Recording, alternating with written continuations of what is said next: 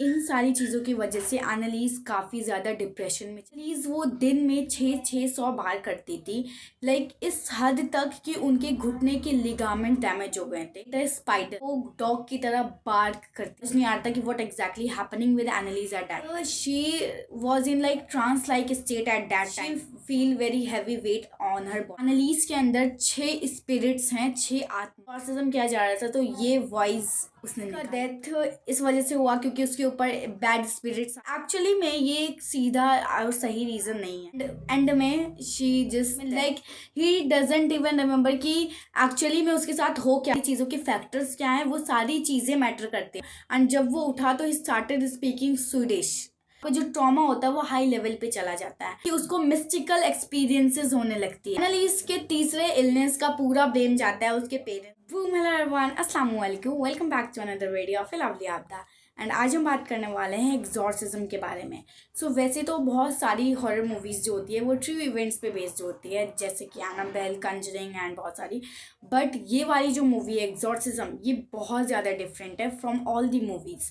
क्योंकि while shooting this movie बहुत सारे लोग ये भी कहते हैं कि ये पैरानॉर्मल एक्टिविटीज़ भी फील हुई। बट बिसाइड इट, ये मूवी दुनिया की सबसे ज़्यादा मिस्टीरियस केस है। ये जो केस है वो एनालिस मिशेल का है, जो फ्रॉम वेस्ट जर्मनी बिलोंग करती थी। आज की इस वीडियो में हम उनके साथ क्या हुआ एंड ये सारी चीज़ें क्या होती है फ्रॉम अ साइंटिफिक पर्सपेक्टिव देखने वाले हैं। फॉर श्योर ये वीडियो इंटरेस्टिंग होने वाला है एंड बहुत ज़्यादा इंपॉर्टेंट भी है हमारे लिए जानना। Without any further, let's get started.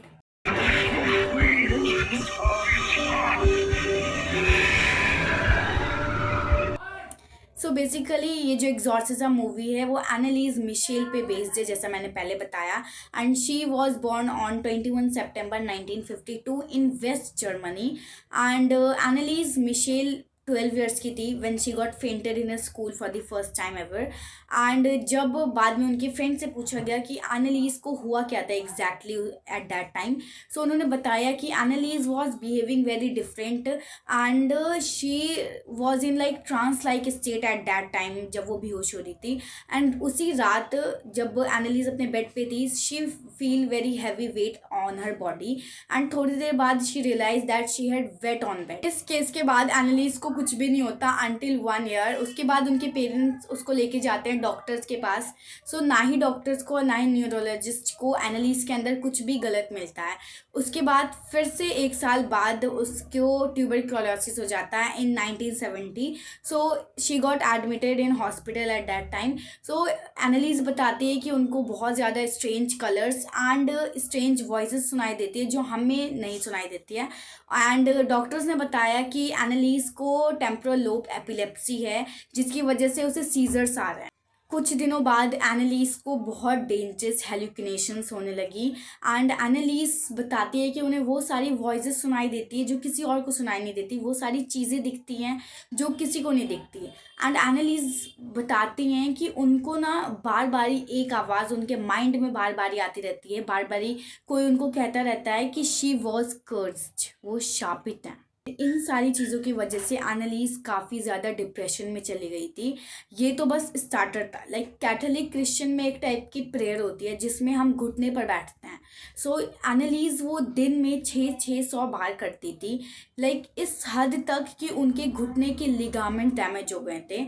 और एक बारी तो शी एट अ स्पाइडर, और एक बारी तो वो एक टेबल के नीचे बैठ गई, पूरे 2 दिन के लिए वो डॉग की तरह बार्क करती रही। एंड एक बारी she at a bird. And ऐसे ही बहुत सारी वो डिफरेंट चीज़ें करती थी। एंड जो एनालिस के पेरेंट्स है, लाइक ऑब्वियसली अगर एक नॉर्मल किड इस तरीके की हरकतें करने लगे तो उनके पेरेंट्स ऑब्वियसली बहुत ज़्यादा परेशान हो जाएंगे। That's what happened with Anneliese parents. वो बहुत ज़्यादा, उनको समझ नहीं आता कि what exactly happening with Anneliese at that time. बाद में एनालिस के पेरेंट्स उसको बिशप्स के पास लेके गए एंड बिशप्स ने बोला कि एनालिस के साथ एग्जॉर्सिज्म करना पड़ेगा। ये वर्ड एग्जॉर्सिज्म का मीनिंग होता है कि किसी भी इंसान के बॉडी से बैड स्पिरिट्स को बाहर निकालना। एंड इंडिया में इसे झाड़ फूक कहा जाता है। ऐसा बताया गया कि एनालिस के अंदर 6 स्पिरिट्स हैं, 6 आत्माएं हैं। सबसे पहला था एडोल्फ हिटलर, दूसरा रोमन एम्परर नेरो, तीसरा केन, आदम का बेटा था जिन्होंने अपने भाई अबेल को मार दिया था। चौथा था लूसीफर, जो मेन डेमन होता है क्रिश्चियन थियोलॉजी में। पांचवा जुदास, जिसने जेसस डिसिपल था, जिन्होंने धोखा दिया था जेसस को। छठा था वैलेंटीन फ्लाइशमाइन, जो 1500 बीसी में रहने वाला कैथोलिक प्राइस्ट था, जिसको उसके अल्कोहलिक बिहेवियर की वजह से चर्च से बाहर निकाल दिया गया था। एंड ये छह जो हैं, ये छह की स्पिरिट्स ऐसा माना जाता है कि एनालिस के अंदर थी। एंड ये जब इस एनालिस के ऊपर एग्जॉर्सिज्म किया जा रहा था, तो ये वॉइस भी निकाल रही थी, जो क्लिप ये आप सुन सकते हो, जो मैं अभी डालने वाली हूँ। एंड ये रियल है, व्हेन एनालिस के ऊपर एग्जॉर्सिज्म किया जा रहा था, तो ये वॉइस उसने निकाला था।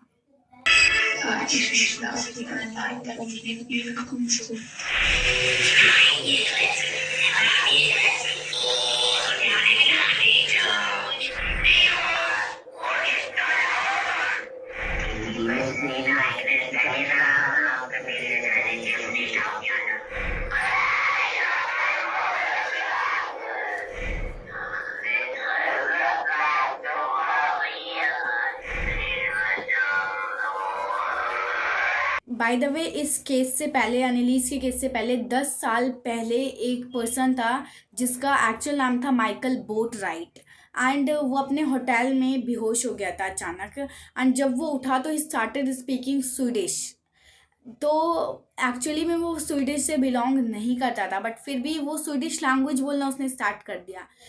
एंड जब उस लड़के से उसका नाम पूछा गया, सो ही सेड कि उसका नाम है योआन एक, बल्कि उसका रियल नाम था Michael बोटराइट। Bizarre medical mystery out of Palm Springs. David wakes up one morning speaking only Swedish, no memory of his past. कैसे एक नॉर्मल इंसान बेहोश होकर उठता है and he started suddenly speaking Swedish. या फिर एनालिस के केस के ऊपर चले तो कैसे एक नॉर्मल लड़की के अंदर 6 शैतान आ जाते हैं, कैसे वो अलग बिहेव करने लगती है, ये सारी चीज़ें सडनली कैसे हो जाती है, एंड क्या है इसके पीछे एक्चुअल रीज़न, अब हम ये समझने वाला है। डेमोनिक पोजीशन, यानी कि किसी स्पिरिट का आपके बॉडी पे कब्जा कर लेना। सो ये सारी चीज़ों का जो मेन रीज़न होता है वो होता है मल्टीपल पर्सनालिटी डिसऑर्डर। जैसे कि नाम से ही पता चल रहा है कि मल्टीपल पर्सनालिटी डिसऑर्डर होना, यानी कि एक पर्सन के अंदर काफ़ी सारी पर्सनालिटीज़ होना है। कई सारे आदमी देखना तो कई बार देखना, ये जो लाइन है ये निदा फाजली ने बोला था। एंड इस लाइन का एक बहुत ज़्यादा डीप मीनिंग है। किसी भी पर्सन के अंदर एक डिफरेंट पर्सन होता है, लाइक नॉट ओनली एक बट डिफरेंट वेज में डिफरेंट पर्सन्स होते हैं। एंड लाइक अगर मैं सिंपल वे में बोलना चाहूँ तो ये 3 कॉन्सेप्ट्स हैं। सबसे पहले तो आपका ट्रू सेल्फ, जो आप एक्चुअली में हो। दूसरा, जो आपको लगता है आप हो। एंड तीसरा, जो आप बनना चाहते हो। लाइक कोई इंसान है जो एक बेवकूफ़ है, बट वो खुद को ऐसा उसको लगता है कि वो बहुत इंटेलिजेंट है, बहुत ज़्यादा समझदार है। या फिर कोई ऐसा पर्सन है कि जो खुद को समझता है कि बहुत काइंड है, बट एक्चुअली में वो एक बहुत ज़्यादा खुदगर्ज इंसान है। लाइक कोई पर्सन है जो खुद को दिखाता सैड है बट वो एक हैप्पी पर्सन है, या खुद को दिखाता हैप्पी है बट एक सैड पर्सन हो, या खुद को दिखाते हैं कि वो बहुत ज़्यादा ऐसे बहुत ज़्यादा पॉजिटिव काइंड का पर्सन हो बट बहुत ज़्यादा डिप्रेस्ड एंड नेगेटिव पर्सन है वो। ये सारी चीज़ें बहुत तरीके से हो सकती है, नॉट ओनली दीज बट और भी बहुत सारे वेज हैं इस चीज़ को लेकर। जो आप हो, जो आप दिखते हो, जो आपको लगता है आप हो, और जो आप बनना चाहते हो। और ये जो आइडेंटिटी डिसएसोसिएशन है, ये सिर्फ एक फैक्टर या ऐसे डिपेंड नहीं है, बट ये बहुत सारे फैक्टर्स पे डिपेंड है। लाइक आपकी हैबिट्स क्या है, आपकी इन्वायरमेंट क्या है, आप किस चीज़ को लेके प्राउड फील करते हो, आप किस चीज़ को लेके नर्वस फील करते हो, आपकी रिग्रेट्स क्या हैं, आपके सीक्रेट्स क्या हैं, आपको किस चीज़ को लेके बुरा लगता है, किस चीज़ को लेके अच्छा लगता है, आपके हैप्पी मोमेंट्स, आपके सैड मोमेंट्स, आपका चाइल्डहुड या फिर आपका फियर, ये सारी चीज़ें डिपेंड करती है। और ये एक बहुत ही कॉम्प्लेक्स वे में हमारे माइंड पे डिपेंड करती है कि किस तरीके से हम हैं। ये तीनों जो मैंने आपको चीज़ें बताई वो कॉन्सेप्ट्स हैं। लाइक किसी को भी कितने भी तरीके के मल्टीपल पर्सनालिटी डिसऑर्डर हो सकता है। एंड ये जो चीज़ है, ये जो मल्टीपल पर्सनालिटी डिसऑर्डर है, इसे हम कहते हैं ऑल्टर्स। जब किसी भी पर्सन की अलग अलग पर्सनालिटीज़ होती है, अलग अलग पर्सनालिटीज़ चेंज होती रहती है, तो उसको हम कहेंगे ऑल्टर्स। एंड किसी भी पर्सन की 1 2 3 4 100 या 50 कितनी भी ऑल्टर्स हो सकती है, डिपेंड करता है कि वो कितने हाई लेवल पे उसकी चीज़ें हैं और कितना या लो लेवल पे उसकी चीज़ें हैं, या क्या क्या उसके फियर्स है, जैसे मैंने आपको बताया वो सारी चीज़ों के फैक्टर्स क्या हैं, वो सारी चीज़ें मैटर करती है। एंड यही ऑल्टर बहुत सारे केसेस में मेमोरी लॉस भी कर देता है। अगर किसी पर्सन के 2 अलग अलग पर्सनालिटीज़ हैं, सो अगर वो पहले वाले पर्सनालिटी में है, सो वो भूल जाएगा कि उसके साथ क्या हुआ था जब वो दूसरे पर्सनालिटी में, ही डजेंट इवन रिमेंबर कि एक्चुअली में उसके साथ हो क्या रहा है। अगर उसके 2 अलग पर्सनालिटीज, उसको नहीं पता रहेगा कि वो क्या चीज़ है। किसी भी टाइम उसकी पर्सनालिटी चेंज हो सकती है और ये ऑफ कोर्स डेंजरस है। एंड इसका कंट्रोल किसी भी पर्सन के ऊपर नहीं होता। जिसको भी ये डिसऑर्डर होता है उसको नहीं पता होता है कि उसके साथ हो क्या रहा है। कभी भी उसकी पर्सनालिटी चेंज हो सकती है, और नॉट इवन सैड और selfish kind, not only this kind, but किसी पर्सन अगर वो 80 ईयर्स का है तो उसको ऐसा भी लग सकता है कि वो 16 साल का है, वो 17 साल का है, या अगर कोई छोटा है तो उसका ऐसा भी लग सकता है वो बड़ा हो गया। बहुत तरीके से ये चीज़ें हो सकती है। बहुत सीरियस वे में हो सकता है, या फिर ऐसे एक एवरेज टाइप में हो सकता है, या बहुत लो हो सकता है। ये I hope you are getting me very well कि मैं क्या कहना चाह रही हूँ। एंड जब लोग इस चीज़ को समझ लेते हैं तो वो धीरे धीरे मैशअप करते हैं अपने पर्सनालिटीज़ को और एक नॉर्मल एक पर्सनालिटी में कन्वर्ट हो जाते हैं। बट अनफॉर्चुनेटली इतनी ज़्यादा फॉर्च्यून नहीं थी एनालिज। उसके ऊपर 67 एग्जॉर्सिज्म किए गए एंड देन एंड में उसका डेथ हो गया। बहुत सारे लोग ऐसा कहते हैं कि एनालिस का डेथ इस वजह से हुआ क्योंकि उसके ऊपर बैड स्पिरिट्स आ गई थी, बट एक्चुअली में ये एक सीधा और सही रीज़न नहीं है। एक्चुअली में एनालिस के ऊपर बैड स्पिरिट्स नहीं आई थी, बल्कि उसका जो डेथ हुआ है वो डिहाइड्रेशन एंड स्टारवेशन की वजह से हुआ, यानी कि भूख और प्यास की वजह से, क्योंकि वो बहुत ज़्यादा डिप्रेशन में चली गई थी, जिसकी वजह से ना वो खाना खा रही थी ना वो पानी पी रही थी, एंड एंड में शी जस्ट डेथ। बाद में डॉक्टर्स ने बताया कि एनालिस को 3 इलनेस है। सबसे पहले तो टेम्परल लोब एपिलेप्सी, जो मैंने आपको स्टार्टिंग में बताया था। दूसरा एनोरेक्सिया नर्वोसा, ये एक ऐसी इलनेस है जिसमें लोगों को लगता है कि वो बहुत ज़्यादा पतले हैं या बहुत ज़्यादा मोटे हैं। कुछ लोगों को लगता है कि वो बहुत ज़्यादा मोटे हैं, बट एक्चुअली वो परफेक्ट होते हैं, जिसकी वजह से वो वेट लॉस करना स्टार्ट कर देते हैं एंड एंड में जाकर वो बहुत ज़्यादा पतले हो जाते हैं एंड वो वीक हो जाते हैं। तीसरा बीमारी था उसको हाइपर रिलीजियस पर्सनालिटी डिसऑर्डर। सो इस इलनेस में किसी भी पर्सन की रिलीजियस बिलीव इतनी ज़्यादा इंटेंस हो जाती है कि उसको मिस्टिकल एक्सपीरियंसेस होने लगती है एंड उसके माइंड में बस यही चीज़ें चलने लगती है रिलीजियस के ऊपर। उसको ऐसा लगता है कि कहीं उन्होंने कुछ गड़बड़ ना कर दी हो, कहीं उन्होंने कुछ गलत ना कर दिया, कभी कोई सिन ना कर दिया हो, एंड उनकी स्पिरिचुअलिटी को लेके डिलीजन्स आने लगते हैं। साथ ही में ऐसा हो जाता है कि अनहोली चीज़ों को लेकर इतने ज़्यादा वो ऑब्सेस्ड हो जाते हैं, और यही सारी चीज़ें हुई थी एनालिस के साथ। एनालिस के तीसरे इलनेस का पूरा ब्लेम जाता है उसके पेरेंट्स को, जो हद से ज़्यादा रिलीजियस थे। एनालिस का चाइल्डहुड ही पूरा रिलीजियस अपब्रिंगिंग में निकला है। जब वो छोटी थी उसको बताया जाता था क्या सही है कि ये सारी अनहोली चीज़ें, स्पिरिचुअलिटी, ये क्या सब होता है, किस चीज़ तरीके से हमें ये सब करना चाहिए, जिसकी वजह से एनालिस के माइंड में यही सारी चीज़ें चलती थी कि हमें ये नहीं करना चाहिए, वो नहीं करना चाहिए, ऐसा नहीं करना चाहिए, दीज ऑल। सो एनालिस का बचपन ही इस सब चीज़ों में, एज वी इंडियंस तो हमें ऑफकोर्स जेसस केन इन सब के बारे में नहीं बताया जाएगा, बट एनालिस को ये सब चीज़ों के बारे में बताया जाता था, जिसकी वजह से उसको ऐसा लगता था उसके बॉडी में स्पिरिट्स हैं, उसकी बॉडी में एविल्स हैं, और उसी एविल को, उसी स्पिरिट को वो कभी हिटलर कहती, कभी जेसस कहती, कभी केन कहती। सो जब आपके चाइल्डहुड से ही आप ये सारी चीज़ें देखते हो ना, तो आपका जो ट्रॉमा होता है वो हाई लेवल पे चला जाता है एंड यही चीज़, इसी की वजह से माइंड ना आपका ओवरकम करने की कोशिश करता है इस चीज़ से, तो जिसकी वजह से माइंड स्प्लिट करता है। तो वो स्प्लिट करते वक्त वो पर्सनालिटी, और बहुत सारे केसेस में जैसा मैंने आपको बताया था कि मेमोरी भी चेंज होती है। सो आई होप आपको मेमोरी वाली चीज़ समझ आ गई हो। सो क्या होता है कि जब आपका माइंड स्प्लिट करता है तो आपकी पर्सनालिटी तो चेंज होती है, बहुत सारे केसेस में आपकी मेमोरीज भी चेंज हो जाती जाती है।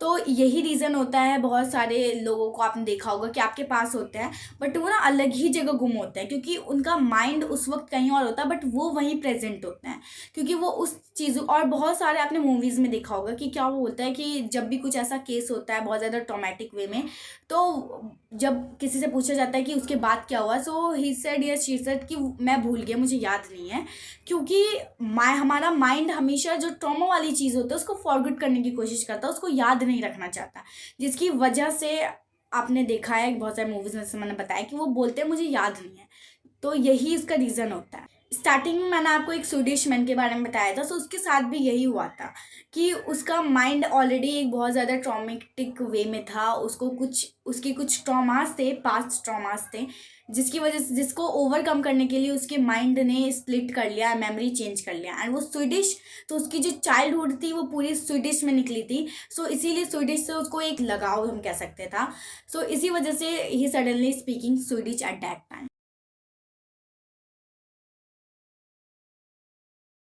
This is all for today's video and I tried my best to let you know the best कि क्या होता है ये मल्टीपल पर्सनालिटी डिसऑर्डर और क्या हुआ था एनालिस मिशेल के साथ।